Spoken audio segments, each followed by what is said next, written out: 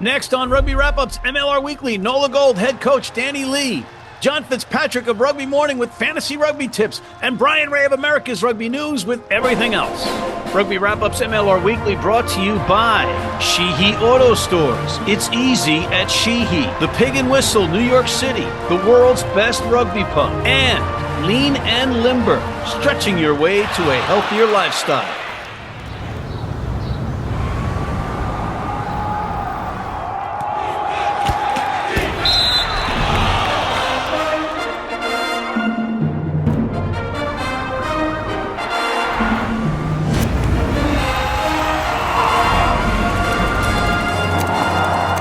Let's get started with this week's Rugby Mornings Coffee Break with John Fitzpatrick calling in from the District of Columbians, which is Washington, D.C. John, how are you? What do you got for us? Hey, man, I'm doing great. How is the Isle of Manhattan these days? It's wonderful. It's wonderful. It's cold. It's frigid. But I love the frigid cold. It makes you alive. It gives me a certain joie de vivre. What else you got? Hey, man, I got a question for you. Who's going to win the Six Nations this year? France. Next question. Oh, Ireland. You're a fool. France is loaded. And the only thing that's going to possibly keep them from beating everybody is if Pinot is injured or not. That's it. They are loaded. And they are loaded at each position. So they're a tall order. Next. Yeah, I don't really care about the Six Nations. Let's talk Major League Rugby, huh? Yeah. Six Nations or preseason MLR. Yeah. Okay. That's what we're doing. That's what we like. We enjoy it. So what do you want to talk about? I got an idea. Because the season is just a fortnight away, why don't we give some fans some insight or lift the hood up on like fantasy rugby? Because we're going to be in that fantasy Ruckers thing again, where we trash talk all season long. And thankfully, Gift-A Bailu will be in this year, so he'll be guaranteed last. So we'll all be above him. So who's your number one pick right now? Ooh, well, if you would have asked me a few months ago, that would have been Michael Manson, of course, Utah Warriors wing, who, good for him, up and got a contract for a Super Rugby side. So that begs the question then, do you go with a center? Do you go with a back row player like a Semi Kunatani? What about a fly half? If you go fly half, you got to look back historically over the past 2 years. Jason Patros has been the league leader when it comes to points from the fly half position. You could also look at Jason Robertson. You could look at Joel Hodgson, who's coming back. But one player, of course, who will not be available, and that's your boy Mac Mason up in Seattle, not coming back this year. That's a shame. Yeah, that's a big hole. But, you know, there's a couple of new faces in the league, and not exactly inexperienced faces. So let's look at L.A., for instance. Mm-hmm. Right? You got Christian Lealifano. Yep. How much do you think he's got left in the tank? Well, I mean, if Makito could play at a pretty high level into his 40s, I got to think Christian's got a good shot here, and he'll probably be drafted pretty high. Excited to see what he's going to do over the course of the entire season. And when he flies to Quincy, Massachusetts in the cold weather and gets slammed on that turf, right? That might be a game that he rests. But, yeah, you pick your spots, and you're right. Some of these older guys, they found the fountain of youth here, and they're not getting drilled every play by very high-level professionals that they would get drilled on every play back where they were playing.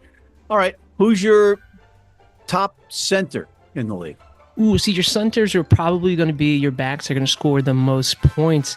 A guy I think who had maybe a down year fantasy-wise, but is now on an extremely loaded team there in L.A. is Billy Meeks. I think you'll see some more numbers out of Billy Meeks. A lot of weapons there. Of course, Christian Dyrie's probably going to be playing on the wing. Billy Meeks certainly is an option. I mean, you got to talk about Wayne Vanderbank, right? He had a phenomenal year last year. That's another stacked back line in New England. How about a player from Anthem, Junior Gaffa? I think he's going to have another big, solid year. I'm excited to see what he's going to bring. All right, yeah. You know, well, that adds excitement. That adds buzz. And that's what that's what Rugby Morning's Coffee Break is all about. A buzz, coffee, it all goes together. Isn't that just great? And John, unfortunately, we're out of time because we got to bring in Danny Lee, now of NOLA and formerly of San Diego, the head coach. And then we got Bryan Ray coming in. So we got to say goodbye to you. Thanks, John. It's 2 weeks in a row where I'm getting cut short here, man. We'll be right back. Digs like a demented mole there. Need a great price on a new vehicle? Sheehy makes it easy. Easy Price shows you our lowest prices on the Mid-Atlantic's largest selection. Find your best price online or at any of our 31 dealerships. It's easy at Sheehy. Sheehy.com. If you're in New York City and want to watch some great rugby, have some great food, and some great times, go to the world's best rugby pub, the Pig and Whistle on West 36th Street. How you doing? I'm Jim Hamilton. I'm at the Pig and Whistle. I'm at the famous Pig and Whistle. Look, I've come, I've got my rucksack on. I'm a well-known man around the world as one of the best rugby players to have ever played the game. No, I'm not. It's a lie. But we've got Paul O'Connell's montage on the wall. I've heard a lot about this place, and I'm here.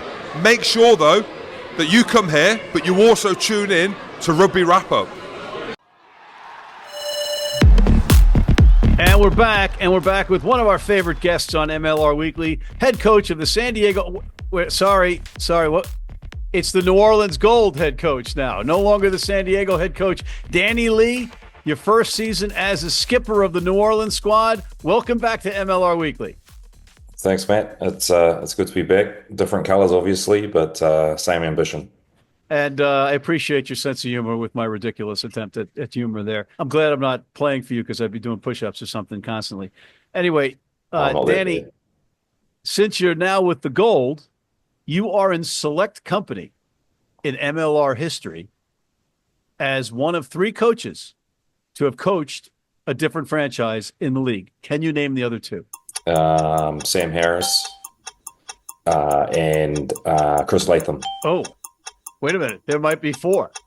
Oh, I'm not sure who. Yeah, if you put me on the Chris spot, Latham, I've correct? got 2 of them.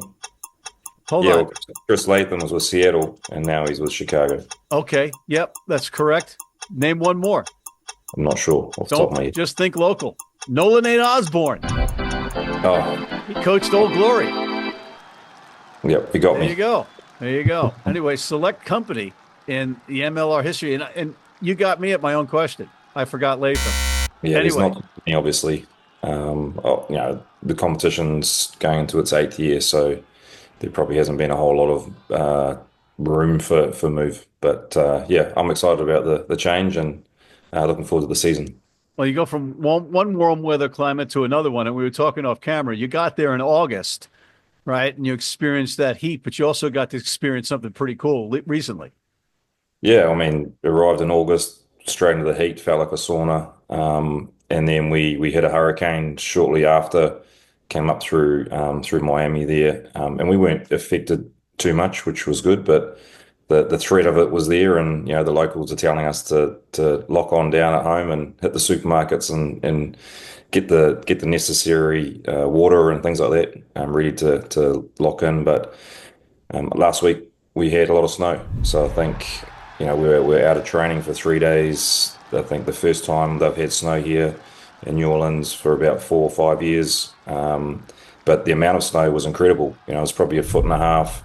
And the most snow they've had here since the 1800s. So we've gone from one extreme to the other. That's amazing. I mean, and you trained at the New Orleans Saints facilities?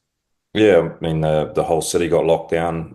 From what I hear, the infrastructure's not the greatest. Roads got closed. Their stadium got closed. Businesses were told to stay away. Schools closed for about 3 days. So yeah, we didn't have any training Tuesday, Wednesday, and Thursday. And then we were lucky enough to have a good chat with the Saints football team, and they're literally across the road from where we work and train. And they allowed us to use the indoor turf facility on Friday and Saturday morning. Cool. So a little bit of a lifesaver. And I think it's the first time in history that NOLA Gold's actually been able to use their facility. So hopefully we've struck up a good connection now and create a partnership going forward. So when you normally train, do you train in your stadium? Yes, yeah. So it's a one-stop shop, which is great. Meeting rooms, changing rooms, lockers, showers, and we train and obviously play on the shrine there, on the turf, on the grass field. So it's an easy way. You drive to work and you park your car, and the rest of the day's there, and you finish and you head home. So it's a one-stop shop, which is great.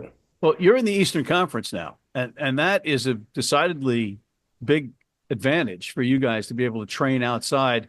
I mean, here in the East, we're shoveling or we're freezing if we go outside. So that's a good thing. Tell me about the off season with exhibition matches. Yeah, as I said, we arrived. My wife and I arrived late August. There was a lot of groundwork that went in around our recruitment and retention of our squad and the planning of the season. We only managed to pick up one pre-season game, and that's against Houston this weekend. A lot of the other teams had already organised their games when I got on board, and we sort of missed the boat there, unfortunately. But yeah, one, which is Houston this weekend. The following weekend, we'll look to do an internal hit out against ourselves and get a little bit more contact in, and then we're straight into Anthem round one. Yeah. Okay. So we'll get to that match in a minute, but not only is the transition in the coaching staff, obviously with you, but there's been some upheaval in the executive offices and the ownership group, and it's a decidedly French flavor now. Partout français? Exactly. Oui. I'll take that as a no. Avez-vous un stylo? Good. Sorry. The French is I very just asked you if you had a about pen. 3 words. I have some very basic French. Last year, when you were the opposing coach, what did you see that was maybe missing from NOLA? Yeah, it's a good question, and we've spoken a little bit about it. I've hit up the leadership group, that guys that have been here for a little while, and posed a lot of those questions to them prior to Christmas. For me, knowing the history of NOLA Gold can help me plan for the future. And we talked about that. We talked about what teams think of them, and then what they think of themselves. And then I could obviously look from my point of view around how we thought NOLA Gold were when we played them, in the last few years. So, to me, it was probably more around the depth of the squad was really important. I think they lacked a little bit of depth, especially last year, where they played well and unfortunately they fell over a few times late in games or in the season where the depth really cost them. And also, I think the last year they made the playoffs. Corey Brown was the head coach, and it was the first time I think in their history that they've made the playoffs. So 10 wins, home playoff game. Yeah, exactly. So there's a lot of good things that had gone on last season for NOLA Gold, and for me, it wasn't just a matter of throwing the baby out with the bathwater, as they say. It was trying to grow what had gone on last year and evolve a little bit more, and hopefully push on a little bit further. So there's things that we've been able to work on. There's recruitment that's gone really well to be able to give us that depth in the squad, and we're realistically going to have real good competition for positions. So that question was from Bryan Ray of America's Rugby News, who's in the green room chomping at the bit, whichever. He's Canadian, but he's waiting, and he wanted to ask that question. So he's also pointed out, you talk about the future and growing the team and depth and all that. Your son is a fly half, and he was on the USA under 18s. Is he going to maybe look at the MLR or pursue the Eagles? Yeah, I think so. Yeah, you're right. He made the under 18s, captain of them a couple of years ago.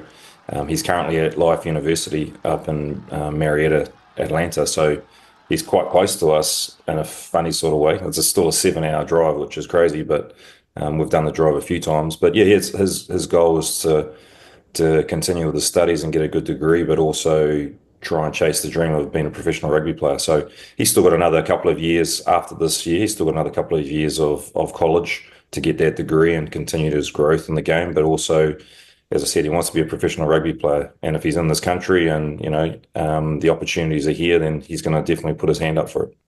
Excellent. That would be cool. Yeah. Maybe one day you coach him. Who knows? Yeah, that would be pretty cool. You've got some great talent in that back line and in that lineup throughout, right? But you've also got some characters in that locker room. You got Ed Fido, you got Cam Dolan, and you've got the king of the Aran Islands and Paul Mullen, if I'm not mistaken, right? So how do you negotiate that fine line between the coaching staff and a triumvirate of curmudgeons like those guys? Yeah, well, I mean, it's always a hard one for a coaching group. For me, I'm trying to create an environment of enjoyment, but continual growth on and off the field as rugby players, but also human beings. And you look around our locker room at the moment, and there's a good mix in there. There's some real experienced guys that have played international rugby around the world. There's guys at current Eagles. There's past Eagles in the squad as well. And then you've got some of the younger guys that are coming through.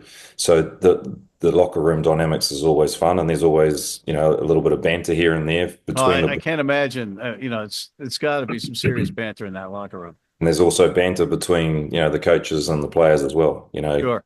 Kane Thompson, our Fords coach, has been with NOLA for a while. Taylor Howden, our skills coach, he's also been with NOLA Gold, but he's played with every single team and every single setup across the planet, and probably will end up in cleats this season. Well, hopefully not, but he's always available, so we'll keep him up our sleeve. But yeah, there's a good group. Like I'm really happy with the dynamics of the group. Everyone's buying into what we're trying to achieve, and training really hard at this time of the year. So at the moment, the locker room is all go. All right, so we're running out of time, but a couple of 3 questions left. Which of the opponents of yours in the Eastern Conference do you think had the most successful offseason?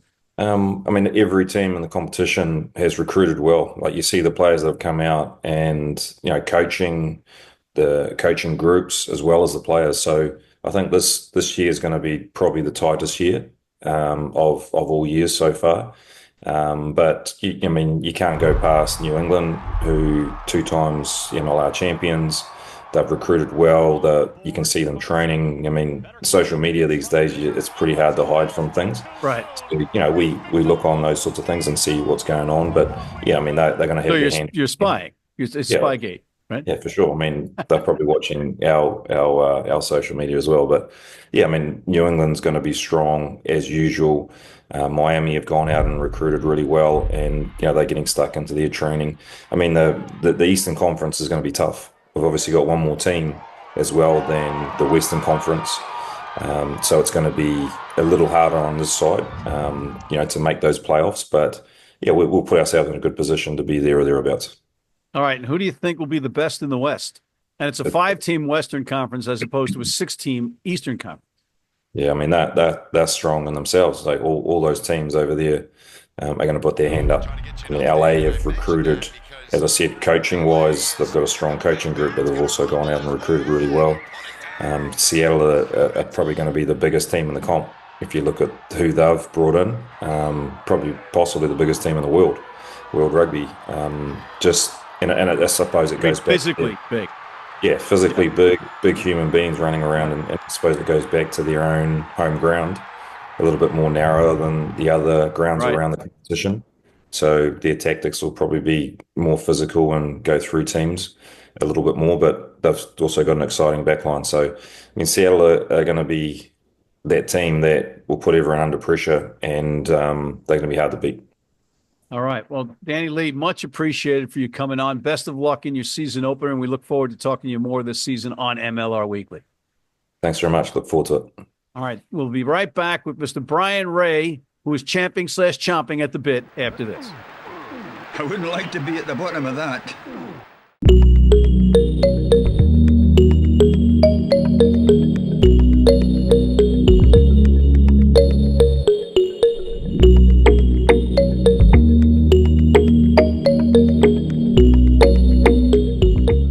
You need your cleats? You need them tomorrow? If you order today by 3 p.m. New York time or noon LA time, they can have them to you tomorrow. Young, old, male, female, if you're playing on turf, if you're playing on grass, if you're playing in the rain, you're playing in the heat, they've got you covered. RugbyNow.com. Go there now.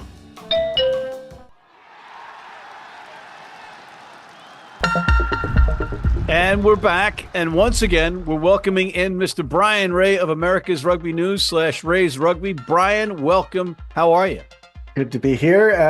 Doing all right now that we've finally seen a little bit of MLR preseason action this past week. So I think it was a good start, and long may this continue, although there does seem to be a shortage of games on offer this year. But anyway, so it was a good start, a fun start in Fiji. And I see you're at the home of the Drua, the team that the LA franchise played against in your beloved Fiji. Yeah, indeed. And then a good crowd out to see that game, and a really entertaining spectacle, you'd have to say. I mean, probably I think people would say the Drua maybe underperformed a little, but, in LA probably overperformed. I think if you said that a Super Rugby team and an MLR side, especially one that finished at the bottom of the Western Conference last year, were tied in the 75th minute, you'd probably say, we'll take that. So, Yeah, very pleased with the showing. I think it gave MLR a lot of credibility out of that, and most of all, I just think that LA is probably having had a fantastic time there, and will have taken a lot as a team out of that trip to Fiji. Yeah, so a lot of exciting things came out of that match. Number one, that it was so competitive. Number two, a good crowd, and number three, the Drua played a lot of their very good players, if not all of them. Yeah, I mean, when they announced the squad, I mean, it had 25 full Fijian internationals. They actually snuck a couple others in there. Frank Lamani wasn't announced in that roster. He came on in the second half. He's their first choice scrum half. I think they probably brought him on because they said, hey, wait a minute, we kind of have to win this game. They had Penny Ravai, a World Cup Fijian prop in there. So this was not, it certainly wasn't the dirt trackers from the Drua at all. And on the flip side, this wasn't really LA's first choice side that they were running out for 80 minutes at all. It was a mix and match side. They had two 22-year-old Australian centers playing there who are rookies in the pro level. So a lot of positives come out of this, particularly for LA.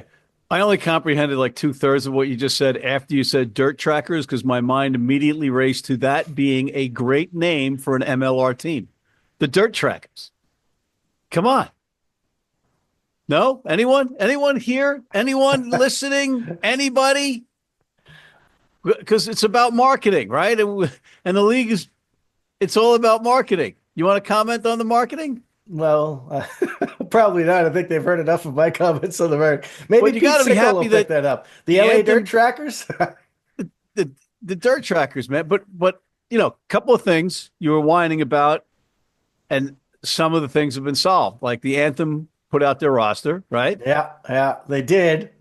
And one wonders, I mean, first of all, why it took so long and how it was poorly presented. I can't let him off the hook for that. I thought it was really shambolic, and the roster was 95% of what we knew, like 3 months ago. So to me, no excuse for that. Really poor from Anthem, and really, I hope this new president who they brought in can kind of smarten them up a little bit on that kind of stuff. But the Anthem aren't the most guilty in this space of not having a complete website or having players on the website.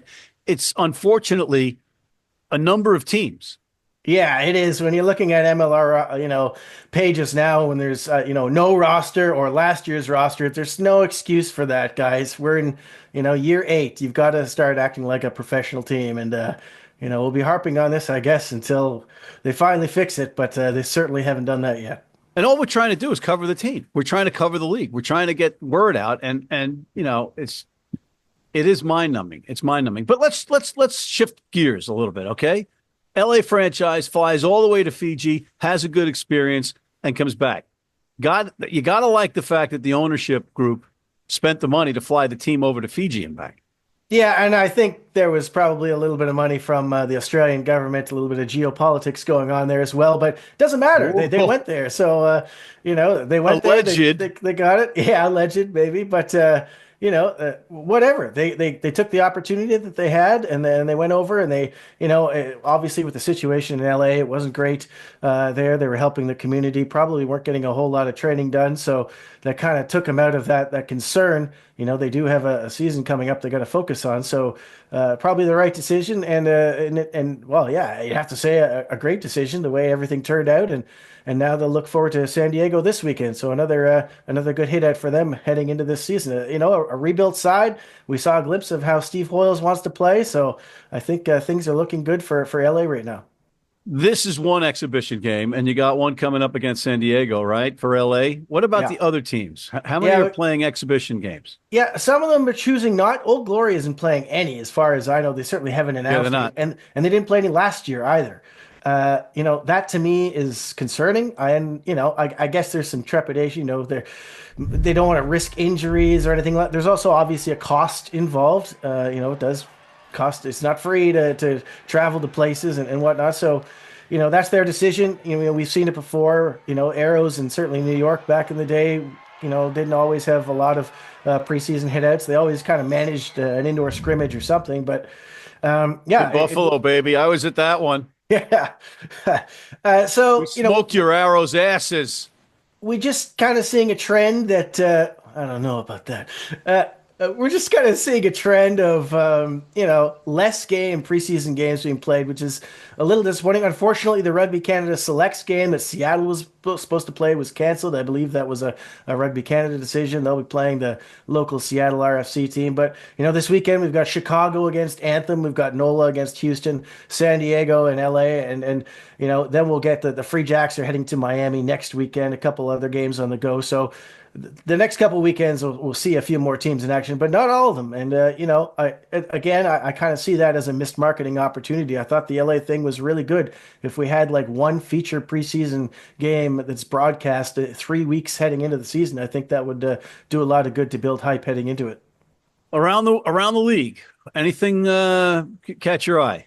Well, a couple signings, certainly. Rufus McLean announced by Houston.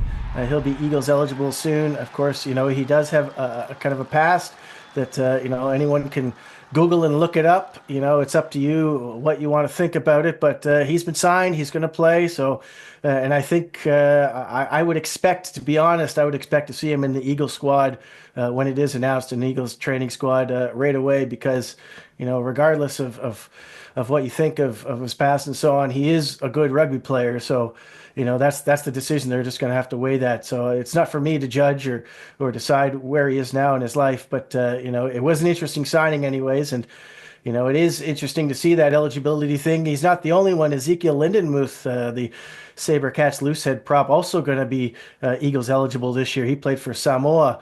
It's funny, Rufus McLean's last cap for Scotland and Ezekiel Lindenmuth's last cap for Samoa were on the same day. So on the same day in July this year, they're going to become U.S.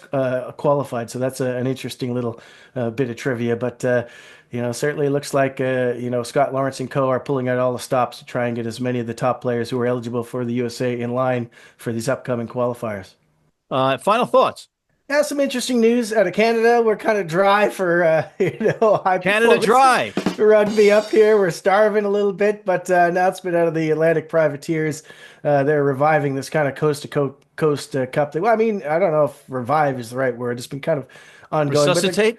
Formalizing it a little more, and there are some ex-Arrows kind of aficionados involved in this one, so they're going to have the Ontario Blues and a Quebec under 23 team, the Atlantic Privateers, kind of playing a series. They're trying to get a whole Canada-wide thing going. The West isn't buying in yet. Hopefully they will one of these days, but hopefully this is building to some kind of return to pro rugby, to MLR in the future, but we'll see. Hopefully this is the first step to that.